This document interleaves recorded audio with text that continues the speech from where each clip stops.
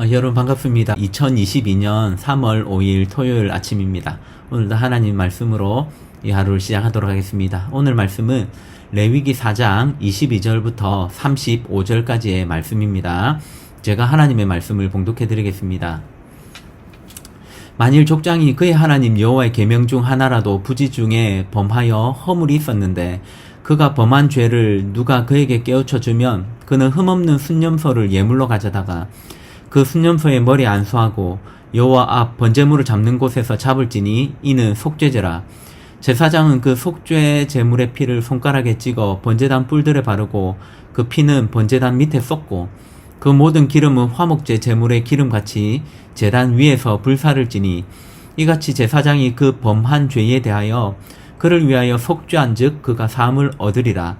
만일 평민의 한 사람이 여호와의 계명 중 하나라도 부지 중에 범하여 허물이 있었는데 그가 범한 죄를 누가 그에게 깨우쳐 주면 그는 흠없는 암염소를 끌고 와서 그 범한 죄로 말미암아 그것을 예물로 삼아 그 속죄 제물의 머리에 안수하고 그 제물을 번제물을 잡는 곳에서 잡을 것이요 제사장은 손가락으로 그 피를 찍어 번제단 뿔들에 바르고 그 피 전부를 제단 밑에 쏟고 그 모든 기름을 화목제물의 기름을 떼어낸 것 같이 떼어내 제단 위에서 불살라 여호와께 향기롭게 할지니 제사장이 그를 위하여 속죄한즉 그가 사함을 받으리라.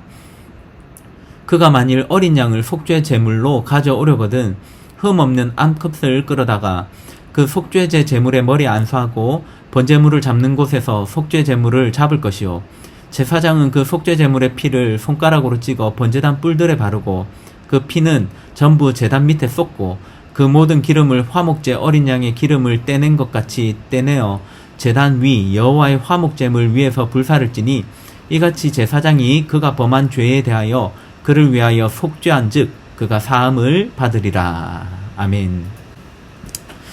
오늘 우리가 읽은 말씀은 어제 말씀에 이어 속죄 제사에 관한 말씀입니다. 우리는 어제 말씀에서 제사장과 이스라엘 온 회중을 위한 속죄 제사에 관해서 우리는 살펴봤습니다. 제사장과 이스라엘 온 회중을 위한 속죄 제사는 절차와 방식에 있어서 동일하다라는 것을 우리는 살펴봤죠. 그리고 이 두 제사는 예수 그리스도의 십자가의 사건을 보여준다라는 것을 우리는 어제 살펴봤습니다. 그리고 오늘 말씀은 이제 이어서 족장들과 평민들이 부지 중에 죄를 범했을 때 드리는 속죄 제사에 대해서 오늘 말씀은 이야기하고 있습니다. 먼저 절차부터 살펴보면 족장과 평민의 속죄제는 동일한 절차를 가지고 있습니다.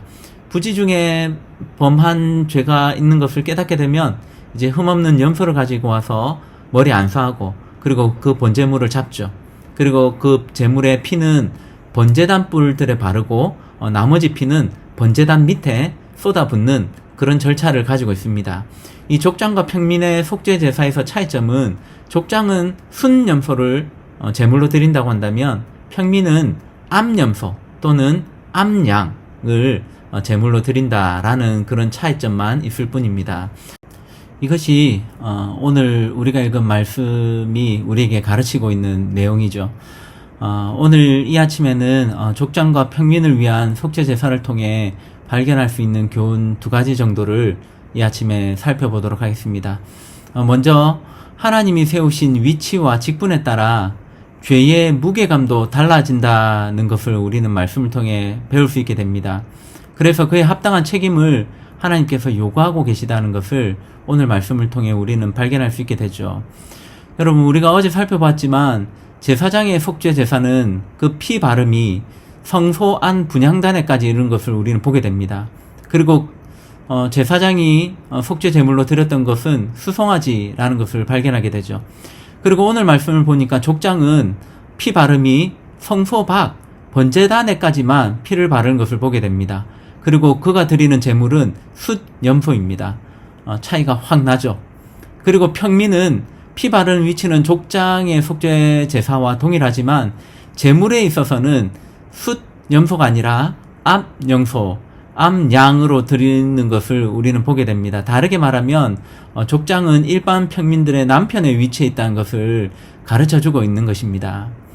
여러분, 이렇게 속죄 제사의 방식과 그리고 제물이 다른 이유가 뭐 때문이겠습니까? 하나님은 이것을 통해서 무엇을 우리에게 말씀해주고자 하는 것입니까? 하나님께서 정해주신 질서에 따라 서로 다른 위치와 책임이 있다는 것을 말해주고 있는 것입니다. 특별히 성전의 기물들에 피를 뿌려 정결하게 하는 예식을 통해서는 위치와 직분에 따라 하나님의 집을 더럽히는 깊이가 다르다는 것을 우리에게 보여줍니다. 아무리 동일한 잘못을 한다 하더라도 맡기신 위치와 직분에 따라 죄의 깊이는 달라질 수 있다는 것을 말씀해주고 있는 것이죠. 사랑하는 성도 여러분, 오늘 이 말씀은 오늘날 살아가는 저와 여러분들에게 적용해 보아야 합니다. 하나님은 오늘날 저와 여러분들에게 각자 다른 위치와 직분을 허락하셨습니다. 그리고 각자에게 서로 다른 은사와 달란트를 허락하셨습니다. 그래서 서로 다른 직무와 사명을 맡기십니다. 이 말은 요구하는 것이 각자에 따라 다르다라는 말입니다. 많이 맡은 자에게는 더 많은 것을 요구하신다는 것이죠. 여러분, 그렇기 때문에 죄의 깊이에 있어서도 서로 다르다는 것을 우리는 기억해야만 합니다. 여러분, 일반 목사가 거짓을 행하는 것과 일반 청년이 거짓을 행하는 것, 우리가 보기에는 동일한 죄목이 될 수 있지만 하나님께서는 각자에게 죄를 물으실 때 완전히 다른 잣대를 가지고 물으신다는 것입니다. 목사에게 더 중한 죄값을 요구하신다는 것이죠. 오늘 말씀에서 우리는 이 원리를 발견해야 합니다. 사랑하는 성도 여러분, 오늘 말씀을 기억합시다.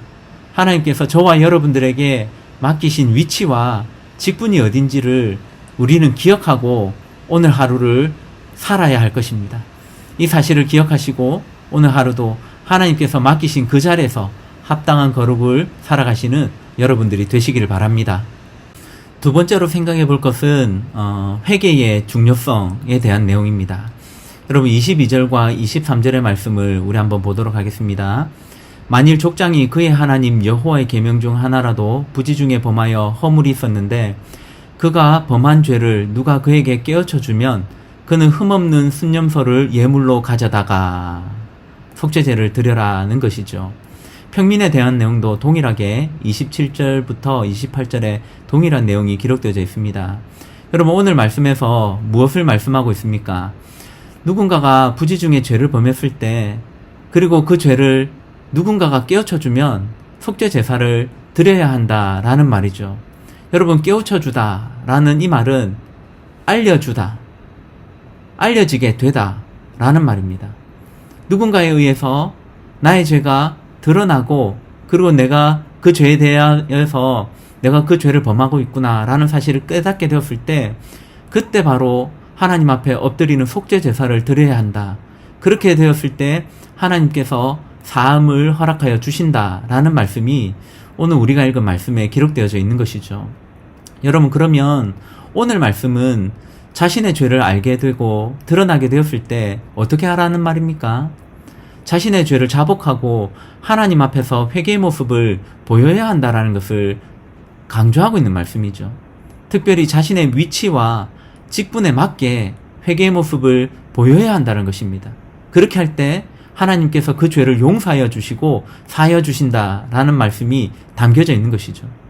여러분, 회개, 우리가 너무나도 쉽게 하는 말이지만 사실 그렇게 쉬운 내용이 아니지 않습니까? 죄인인 우리에게 나타나는 특징 중에 하나가 무엇입니까? 죄를 지적하면 발끈하는 행동이죠. 죄를 감추는 데 그치지 않고 오히려 더 기분 나빠하는 모습이 우리에게 나타나지 않습니까? 여러분, 하지만 오늘 말씀은 누군가가 죄를 지적하고 나에게 죄가 있다는 것을 깨닫게 해주었을 때 우리에게 나타나야 할 합당한 반응은 바로 하나님 앞에 엎드리는 것, 회개하는 것이다 라고 우리에게 말씀하고 있습니다. 그 위치와 직분에 맞게 하나님 앞에 회개의 모습을 보여야 한다라고 말씀해주고 있는 것이죠.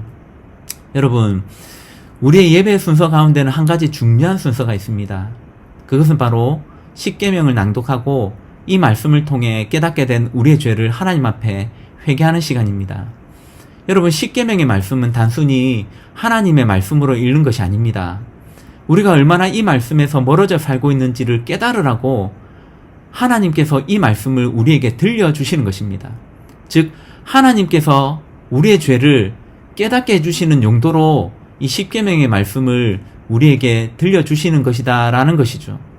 여러분, 그렇다고 한다면 이 십계명을 읽고 난 이후에 우리가 해야 할 일은 무엇이겠습니까? 아니, 이 십계명을 읽으면서 우리가 행해야 하는 일은 무엇입니까? 한 주간 우리에게 나타난 죄목을 생각해 보는 것이겠죠. 우리가 정말 하나님 외에 다른 신은 섬기지 않았는지 돌아보는 것입니다. 하나님의 이름을 내가 원하는 대로 사용하고 있지는 않았는지, 정말 우리의 이웃들에게 사랑을 베풀고 있었는지, 그들에게 죄를 범한 적은 없는지, 이 십계명의 말씀을 통해서 우리는 우리 자신을 돌아보고, 그리고 우리 속에 나타나는 죄를 깨닫는 것입니다. 그리고 하나님께서 깨닫게 해주신 그 죄들을 생각하면서 그에 합당한 회개의 시간을 가지는 것, 전심으로 우리의 마음을 집중해서 죄의 무게를 통감하면서 하나님 앞에 진정으로 회개하는 시간을 우리는 가져야 한다라는 말입니다. 여러분, 말씀 시간도 동일하지 않습니까? 우리는 하나님의 말씀을 통해 위로를 받기도 하고 은혜를 누리기도 합니다. 하지만 우리는 하나님의 말씀을 통해 우리의 죄를 깨닫기도 하고 하나님께서 우리를 향해 호통치시는 그 말씀도 듣기도 합니다. 여러분, 이때 우리가 합당하게 반응해야 할 반응은 무엇이어야 합니까? 기분 나빠해야 되겠습니까? 한 주간 힘들게 산 우리에게 위로의 말씀을 전해줘야지 교회까지 와서 이렇게 마음을 힘들게 하면 어떻게 해? 그런 마음을 우리가 가져야 한다는 것입니까? 아니죠. 오늘 말씀은 우리에게 그렇게 말해주고 있지 않습니다. 오늘 말씀은 그 시간을 중요하게 생각해야 한다라고 말합니다. 하나님께서 죄를 깨닫게 해주실 때 하나님 앞에 엎드려야 한다라고 말씀합니다. 교만하지 말고, 자만하지 말고, 핑계하지 말고 겸손하게 엎드리는 그런 속죄의 행위가 필요하다라고 말씀해 주고 계시죠.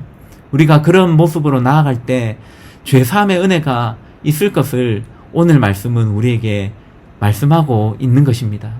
사랑하는 성도 여러분, 이것이 바로 오늘 말씀이 우리에게 요구하고 있는 내용들입니다. 이제 말씀을 정리하도록 하겠습니다. 하나님은 우리 모두가 거룩한 하나님의 백성이 되길 원하십니다. 죄인된 우리조차도 거룩한 사람으로 다시 서길 하나님은 원하고 계십니다. 죄의 크기가 크든 작든 회개하는 인생을 살라고 요구하고 계십니다. 그렇게 살아갈 때 거룩하게 되는 은혜를 베풀어 주실 것을 오늘 말씀을 통해 말씀하고 계시는 것이죠. 가장 흠없고 완전한 희생제물 대신 예수 그리스도의 대속의 은혜가 저와 여러분들에게 주어질 것을 오늘 말씀을 통해 말씀하고 계시는 것입니다. 사랑하는 성도 여러분, 오늘 주신 말씀을 기억합시다. 그래서 오늘 하루도 우리의 삶을 돌아보며 이 하루를 시작합시다. 하나님께서 깨닫게 해주신 죄가 있다고 한다면 회개하면서 이 하루를 시작하십시오. 하나님이 세우신 위치와 직분에 맞게 하나님 앞에 엎드리며 이 시간 나아가십시오. 그래서 죄 용서 받고 하나님의 자녀로서 오늘 하루도 거룩한 삶, 구별된 삶을 살아가시는 저와 여러분들이 다 되시기를 주님의 이름으로 간절히 축복합니다. 제가 한번 기도하도록 하겠습니다. 하나님 아버지, 우리는 너무나도 무익하고 죄 많은 자들인 것을 이 시간 고백합니다. 그래서 하나님께서 오늘 말씀을 통하여서 우리 속에 여전히 솟아나는 이 죄를 하나님 앞에서 용서함 받으라고 오늘 말씀을 주고 계신 줄 믿습니다. 하나님 아버지, 매일매일을 살아가면서 우리의 죄를, 우리의 모습을 돌아보는 저희들 되게 허락하여 주시고, 죄가 드러나고 죄가 깨달아질 때마다 하나님 앞에 엎드리기를 조금 더 주저하지 아니하는 저희들 될 수 있도록 주의 은혜를 베풀어 주시옵소서. 그리고 우리에게 맡기신 자리와 위치에 맞는 그런 거룩을 살아가는 저희들 되게 허락하여 주시고, 그리고 그에 합당한 회개를 행할 수 있는 또한 저희들의 삶이 되게 은혜 더하여 주시옵소서. 오늘도 거룩한 하나님의 백성으로서 온전히 살아가는 저희들 될 수 있도록 오늘 하루의 삶도 붙들어 주시옵소서. 주님께 모든 것 의탁합니다. 감사합니다. 살아계신 예수님의 이름으로 기도드립니다. 아멘. 오늘 하루도 말씀 안에서 살아가시는 여러분들이 되시길 바랍니다.